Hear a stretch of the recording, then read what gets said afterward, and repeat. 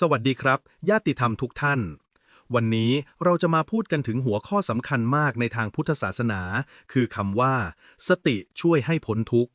เพราะแท้จริงแล้วทุกข์ไม่ได้เกิดจากสิ่งภายนอกอย่างที่เรามักเข้าใจกัน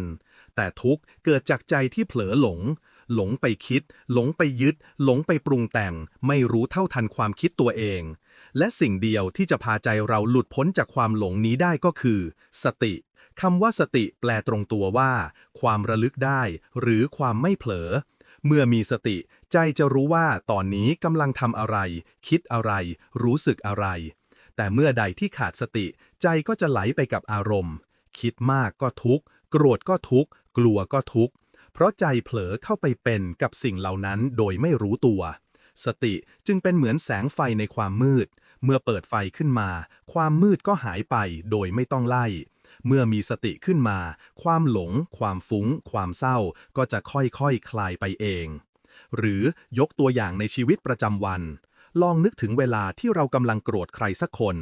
ถ้าไม่มีสติใจจะพาเราคิดวนคิดซ้ำยิ่งคิดยิ่งโกรธแต่ถ้าเรามีสติรู้ทันว่าตอนนี้ใจเราโกรธนะแค่รู้เท่านั้นความโกรธก็จะเบาลงเพราะเราไม่ได้เข้าไปเป็นผู้โกรธอีกต่อไปเราแค่เป็นผู้รู้ความโกรธนี่แหละครับคือพลังของสติหรือเวลาที่เรากังวลใจคิดเรื่องอนาคตที่ยังมาไม่ถึงใจจะทุกข์ทันทีเพราะมันเผลอเชื่อความคิด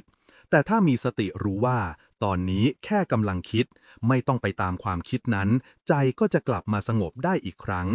เพราะฉะนั้นสติไม่ใช่ของยากไม่ต้องรอเข้าวัดไม่ต้องรอมีเวลาว่างเราฝึกได้ทุกที่ทุกเวลาขณะเดินก็รู้ว่ากำลังเดินขณะกินก็รู้ว่ากำลังกินขณะพูดก็รู้ว่ากำลังพูดแม้ขณะโกรธเสียใจหรือฟุ้งซ่านก็แค่รู้ทันว่ามันเกิดรู้เฉยๆไม่ต้องผลักไม่ต้องดึงนี่แหละคือการปฏิบัติธรรมที่แท้จริงในชีวิตประจำวันพระพุทธเจ้าตรัสไว้ว่า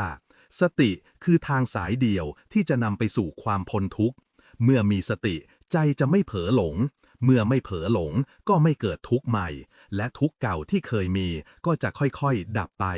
เพราะเรามองเห็นความจริงของมันว่าทุกสิ่งเกิดขึ้นแล้วก็ดับไปไม่มีอะไรน่ายึดน่ากลัวหรือควรหนีอีกต่อไป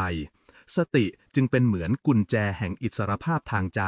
ช่วยปลดล็อกเราจากกรงแห่งความหลงไม่ว่าจะเป็นความโกรธความเศร้าความกลัวหรือความอยากใดๆลองตั้งใจดูนะครับในวันนี้ขอให้คุณลองมีสติสัก1 นาทีแค่1 นาทีเท่านั้น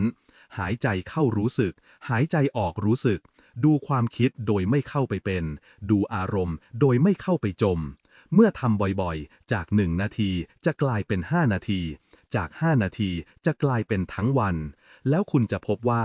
ใจที่มีสติอยู่กับปัจจุบันขณะคือใจที่สงบอิสระและไม่ทุกข์สุดท้ายนี้ขอฝากไว้ว่าทุกข์เกิดจากความเผลอหลงสุขเกิดจากการรู้เท่าทันสติคือเครื่องมืออันประเสริฐที่จะพาเรากลับมารู้เท่าทันตนเอง